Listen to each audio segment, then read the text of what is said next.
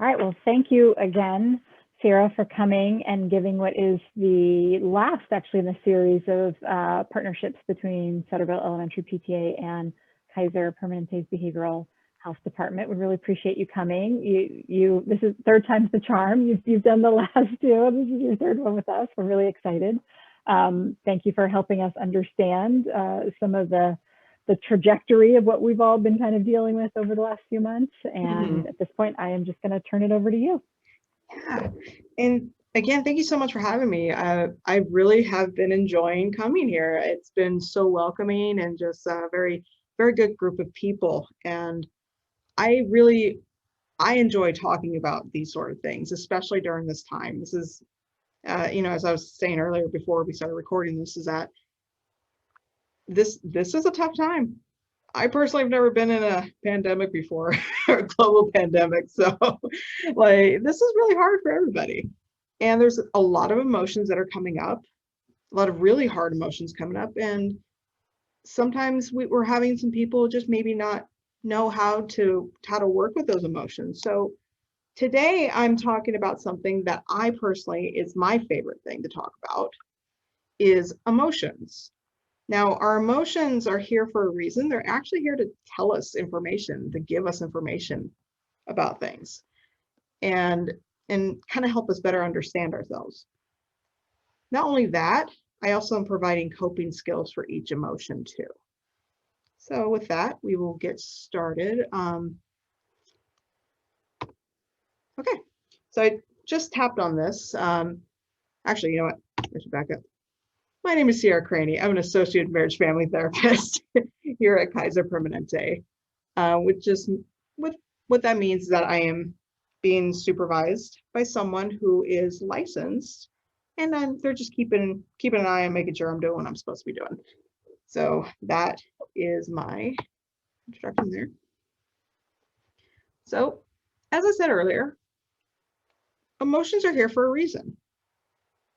They actually are here to provide us information about ourselves. They're here to tell us something. They're also here to keep us safe. They're also here to keep us grounded. So like being in the moment is what that means.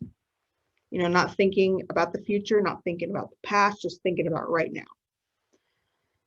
And they're also here to help us stay healthy. And I will go a little bit more into depth what all those mean. So now that I'm talking about emotions, how do we feel emotions?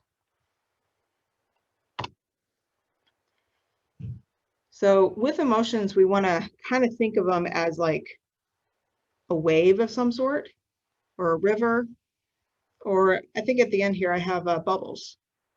But emotions are just, they come and go, is what this is about. And the other thing about emotions is that we're never going to be 100% in one emotion or another emotion. We'll never be 100% happy. We'll never be 100% sad. So we can actually have a whole bunch of emotions at the same time. So we can be sad, and yet we can still have moments of laughter. We can still love someone, and we can be kind of mad at them at times. And I didn't add this one on here, but this might pertain to a lot of people's situations. We might be really sad about, hey, I got to do distance learning right now, or I got to do distance teaching, and I'm not able to really see my friends. However, at the same time, I can also feel good that I'm being safe at the moment while we're doing this. So I imagine emotions are like bubbles. So imagine if you are, you're blowing bubbles, and think of each bubble as like an emotion. We look at the emotion and we just kind of watch it go away, or just float away. And what I mean by that is that emotions are not going to completely just stick with us and stay like that forever. They just come and go.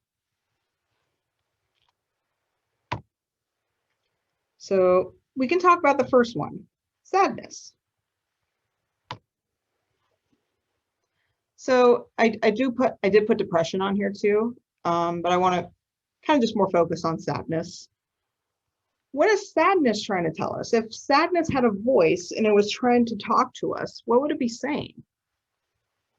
So sadness would actually be saying, hey, you have a lot going on right now. I'm going to try to slow you down a bit.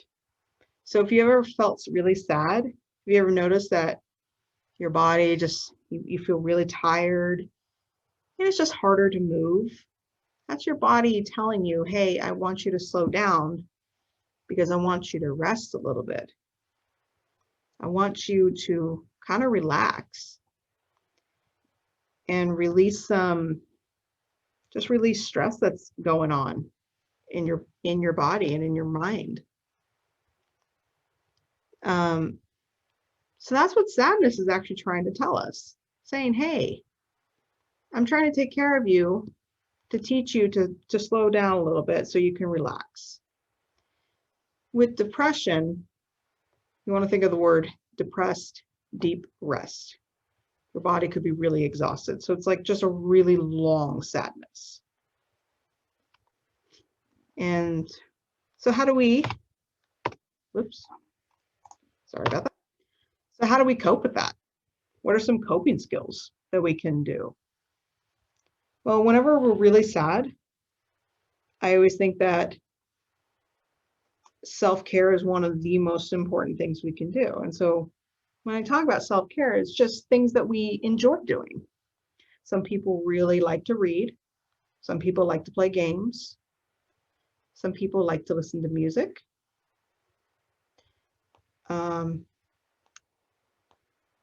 Another thing is doing something that it says to find your flow on here.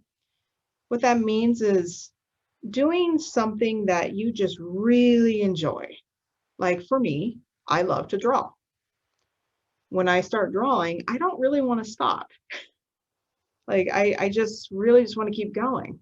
That's what finding your flow means. You're just finding something that really makes you happy. Just something you really enjoy doing. Other things that we can do is, excuse me, is exercise. It can be walking, it could be running, it could be kicking a ball around, it could be jumping on a trampoline. So I know with everything going on, going outside can sometimes be really hard. An easy way to do this is that if you have a backyard or front yard or a place that you know that has grass, you can put your feet, like your bare feet, on the grass for about like 10-15 minutes. And that's one, us being outside, and two, being with nature. And that's another way that we can help kind of get rid of some sadness there. Or we can do something that, a hobby that we really like. Some people enjoy collecting coins, or I don't know, collecting Pokemon on Pokemon Go. Or we find something that we are really good at. We just do things that we're really good at. And just talking with people. Whether it's virtual, whether it's on the phone, just talking with someone. So I'm going to briefly mention this one, and I'm more pertaining it to of like what's going on. Grief. Grief is like when is a really, really deep sadness.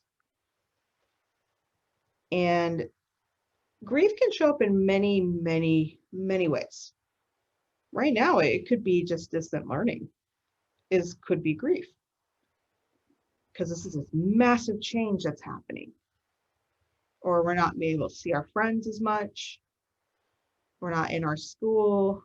We're not going to see our favorite teacher. So that can actually be grief. So what is grief trying to tell us? Well, grief is just saying that you really, really, really need to take care of yourself. More than ever, you got to do things that are for you. You got to Do a lot of self-care. Do things that you enjoy. Do things that make you happy. Do things that make you healthy.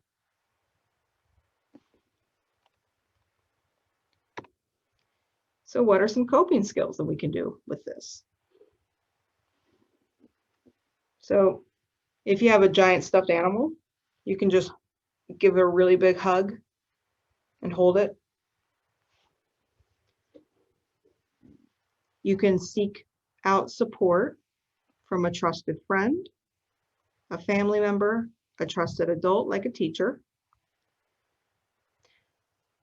This next one I got to explain a little bit. Sometimes when we feel lonely, and if we're not able to be around people, you can listen to maybe like a podcast or a radio station that's, approved by your parents. And sometimes just listening to it, other people's voices in the house can really help out feeling lonely. Talking with someone about what's going on, how you're feeling.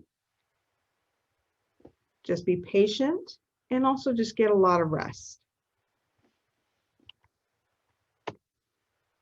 Anger, the bodyguard. Every time I see this picture, it just makes me laugh. So what is anger trying to tell us? So believe it or not, I would say like anger, I call anger a bodyguard, because we may be feeling an emotion that we don't want to feel just yet. So if I feel embarrassed by something, then if I'm feeling that feeling, then, and I'm not ready to feel that, then I'm going to have another emotion come in called anger. And it's going to step right in front of the emotion embarrassment and it's be like, no, you're not ready to feel that just yet. So that's where sometimes anger can come from.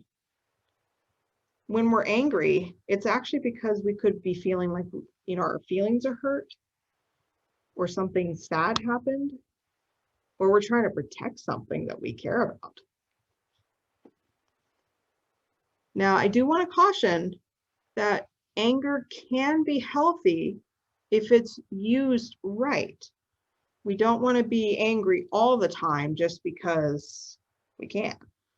We want to use anger to make sure that it's helping in some way.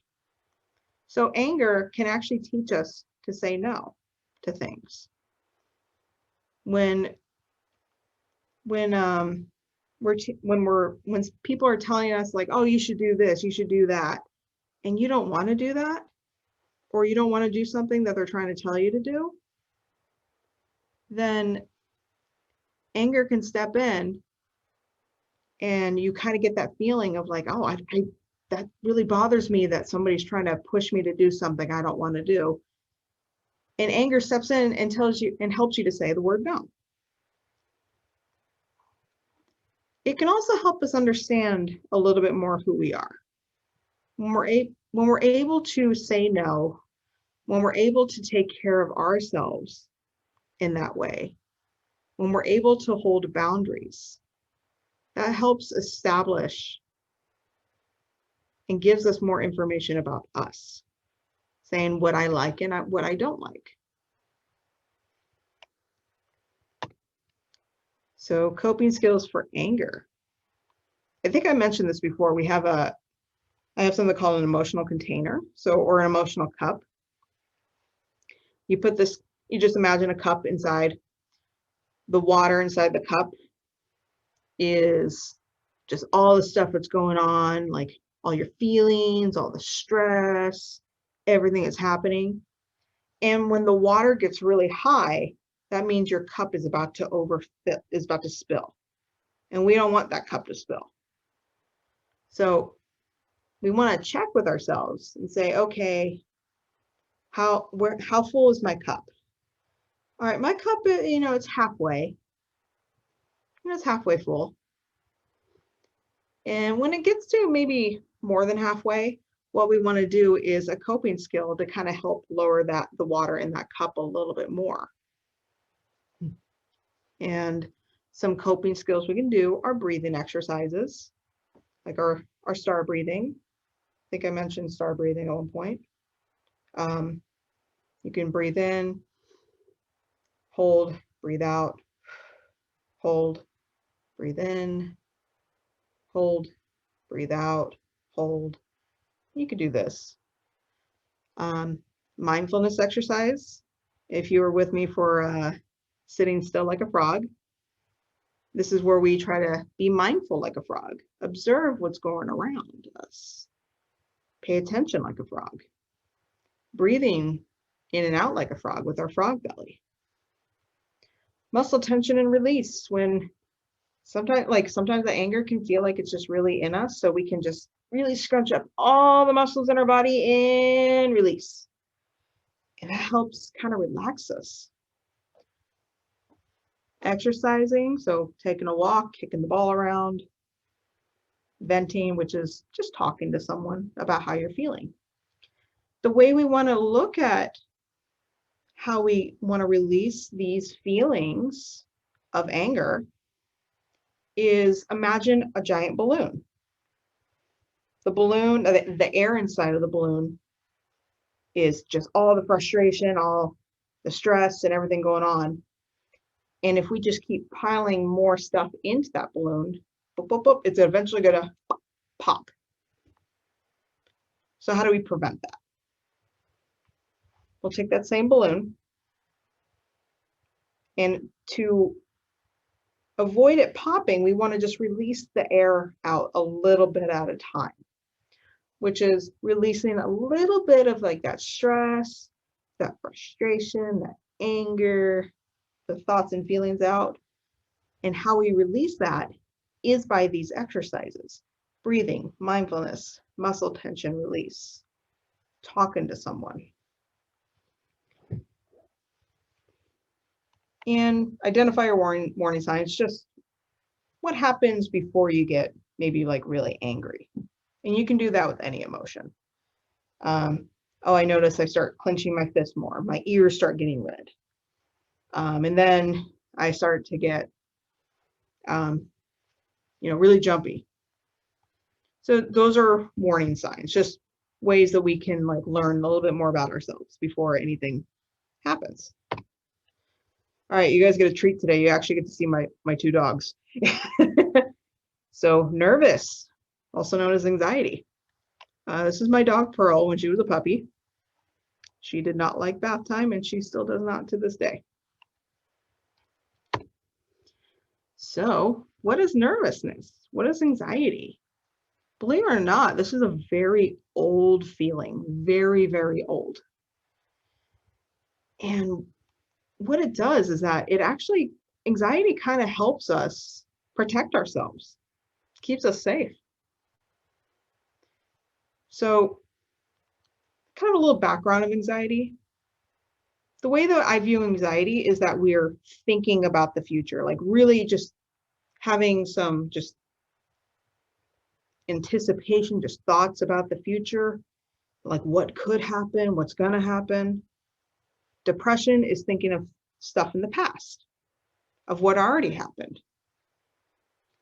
Being present is what's going on right here and now. And this is where we want to be, is the right here and now. Got to move my little screen here. I'm sorry about that. There we go. So when we're nervous, it just is our body telling us like, okay, ready to go. I'm ready to act if I need to act. Like I'm nervous because I have a test coming up. So because I'm nervous, I probably need to, it's telling me I need to study a little bit more. Or I want to do a good job, so I should study a little bit more. Or if I'm nervous because something scary could be happening. And if something scary is happening, I'm going to run away from it because I don't want to be there when something scary is happening.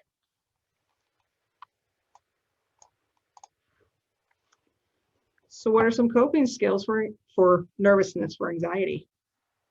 The breathing techniques. So our, excuse me, our frog belly breathing.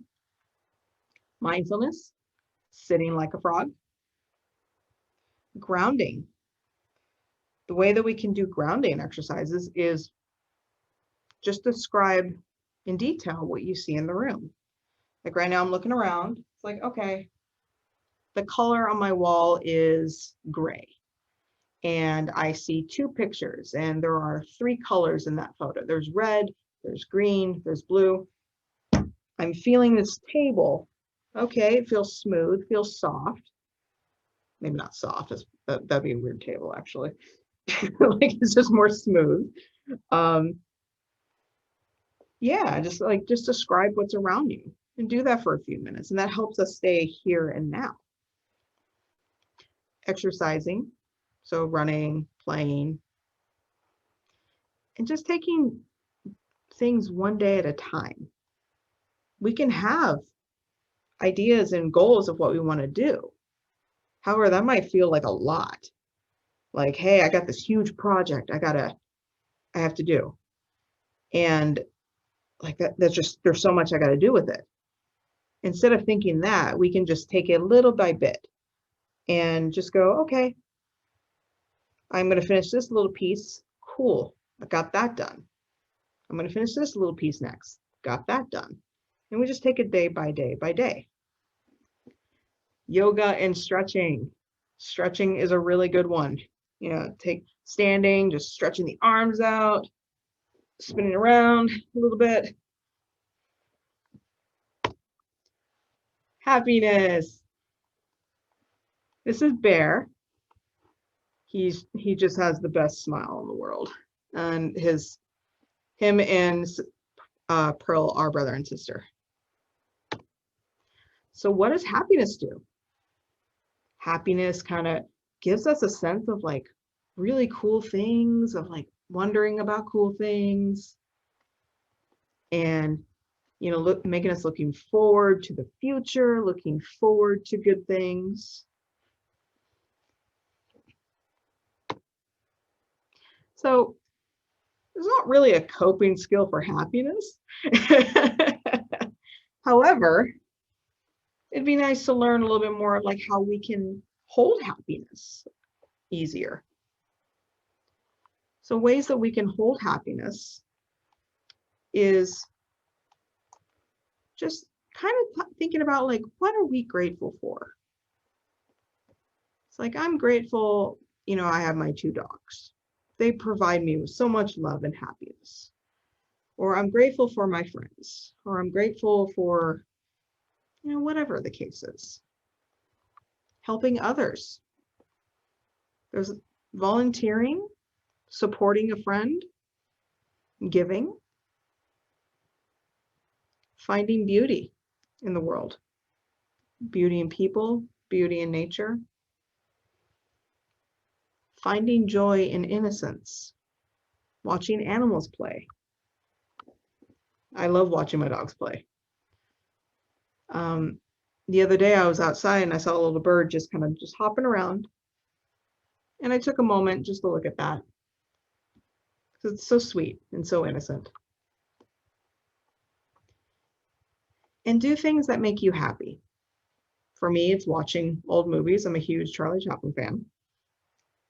Going out in the nature, doing some art, music, playing video games. Now, I talked about a whole bunch of coping skills and a whole bunch of emotions but what can we do? What are some coping skills we can do for all emotions? Here's a list right here. You can do art, sitting still like a frog, breathing like a frog, listen to music, play music, watch music being played, exercise, remember our emotional container, doing self-care, things that make you happy. Cleaning is actually a form of self-care. You know, cleaning up your space, healthy boundaries, so learning when's a good time to say no. Journaling, writing down your feelings, writing a letter to a friend. Have a hobby, playing with your pet, petting your pet is a really good one. Dancing's a great one. Dance to some music, just go at it. Calm app, if you are a Kaiser member, you can speak with your provider, and you can utilize getting the Calm app. That's one. I forgot to take that one out, but figured I'd let you all know.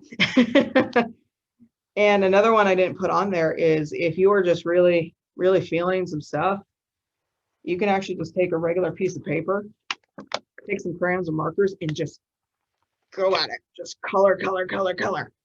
As hard, as fast as you can. And that can actually release some tension too. This is also one of my favorites. You can color in your feelings. So let's say, like right here, you choose happiness, or you choose sadness, and you choose sadness to be the color blue. It's like, okay, where in my body do I feel sadness? Some people feel it right here, like where their heart is. Maybe I choose yellow for happiness. Where do I feel happiness? It could be, my face, like, because I have a big grin, or whatever. You can color your emotions. Oh, that is the end. I keep forgetting that there is actually more. I mean, there's not as much there usually is. Okay, so there we go. I'm gonna stop sharing here. Let's see.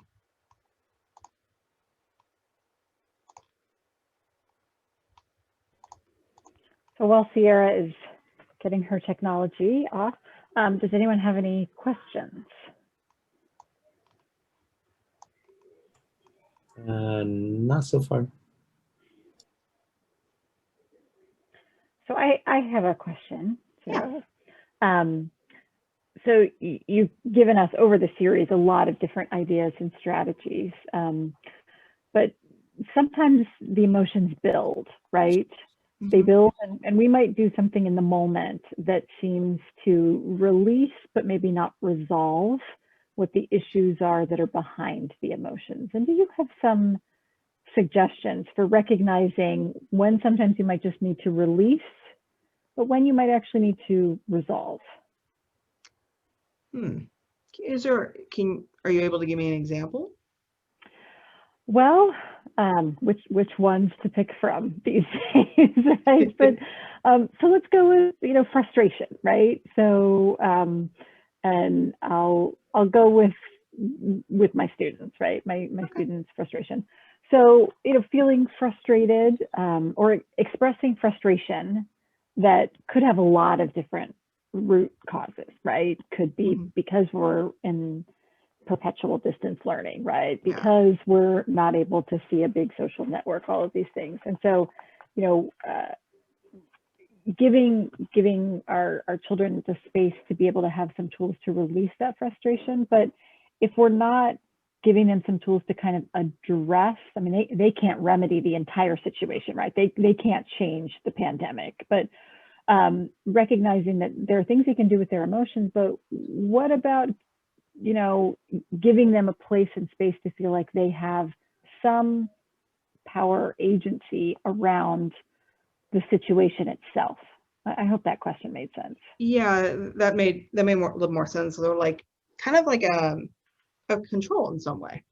Yeah, and being a therapist, unfortunately, I've been hearing about from both sides, from being a teacher, from students, just so much that is going on, and it's hard, and I can't even imagine how hard it is for everybody. So for kids to resolve like what is going on, there's a few ways I would imagine. So one could be that that child can go and talk to the parents to see if they can seek help for the kid, a way to vent. Another way is like and this is what makes it a little bit more difficult, like play time is where kids are able to, that's their way of interpreting the world. And that's why play is so important. Mhm. And so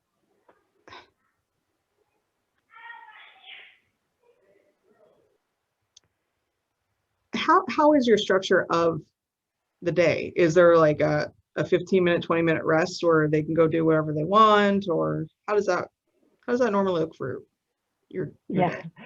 Well, the shrieking you heard in the background was my children playing right now, indeed, but maybe not resolving all their issues. But yeah, I mean, I think in general, I think I'll speak in generalities for most of the Sutterville students. I mean, there's a general set schedule that all the kids are on, or that most of the kids are on, some of which is tethered to teaching and instruction by the teacher, and some of which is independent, right?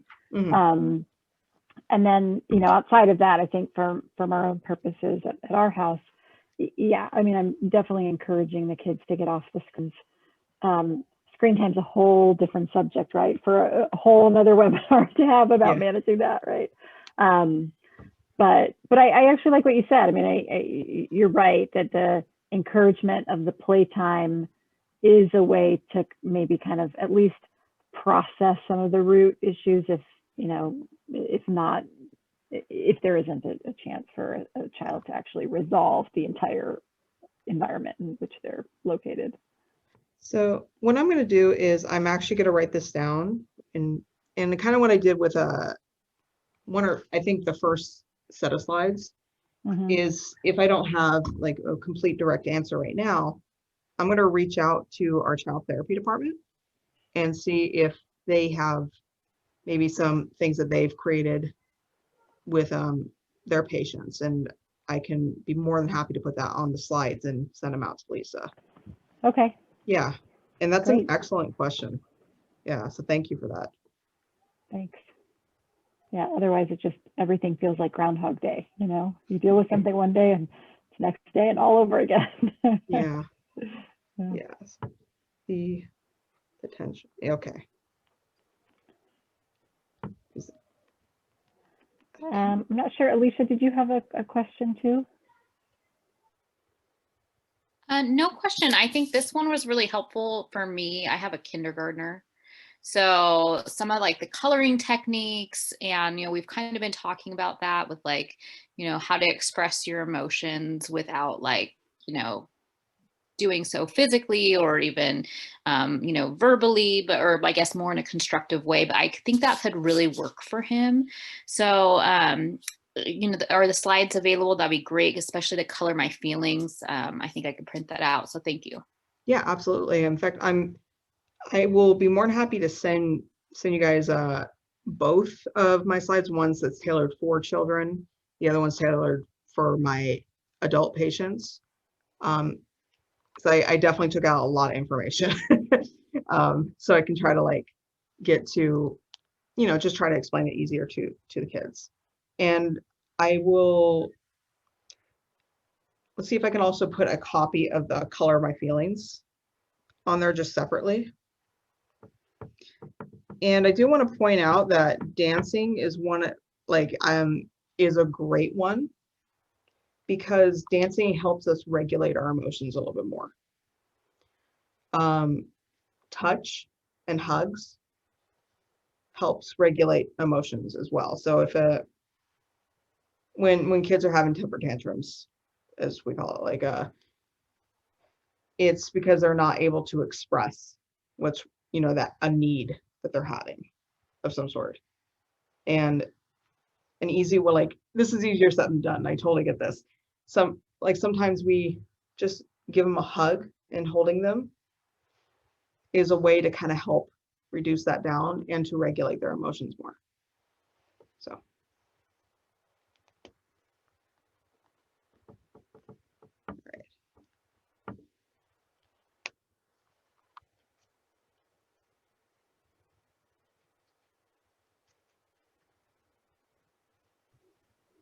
Any other questions or comments for Sarah at this point? Now, that'd be great if you're able to send us that one particular image. Like, I'm sure there are a lot of people who would print that out and use it at home quite a bit. Yeah. Yeah, absolutely. So I guess I do have another question. I mean, one of, and please tell me if this goes beyond the scope of tonight's discussion, but one of the issues maybe related to the question I asked before that does come up particularly, and we see it in our household around frustration, does in fact have to do with control, right? About a child feeling like I'm not in control of things, and then fighting on when limits are placed a little bit, right? And having that kind of boundary response sometimes. Yeah. And I just wonder within, all of the things we've talked about, mindfulness and, self-compassion and all of these, if there are things that you suggest or recommend for helping us as parents help our kids navigate limits in a way that still allows for, healthy emotional reactions, but still, within the bounds of limits. Yeah. So let's see. The first thing I thought of was that I can also send this too, of things that we can work with our kids, of like knowing what we do have control of, what kids do have control of. Like we can control our thoughts, we can control our reactions to things, things like that. And it's maybe a little exercise that you guys can do with them. And then it shows like an outside bubble of things that I can't control. So that's one. And then you were talking about like placing like healthy boundaries with your children. Is that what I heard properly? Yeah, I think that's a good summation. Yeah, and so that one is, it is a little bit more in depth, and at the same time, I have no problem reaching out to child therapy to see like what they have recommended, especially during this time, because we've had to get very creative with what we do over here for coping skills and all that stuff. So I'll be more than happy to add those to the slides and separately on the emails. Okay. Yeah, that'd be great.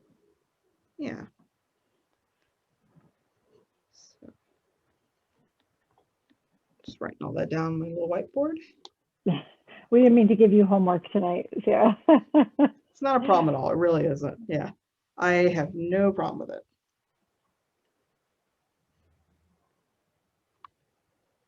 Actions. Okay. All right. Can do that. Well, then,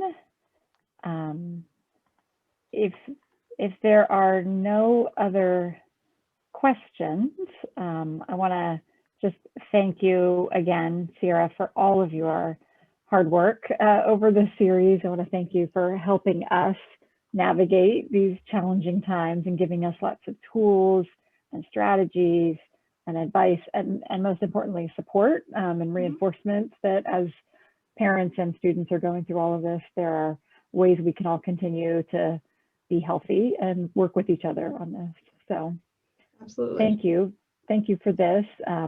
We will record this and put this up on our website so more of our Sutterville community can take a look at this and get all of your wisdom too. And thank you again for sending us the slides so we can put some of those up as well. Yeah, absolutely. Happy to do this.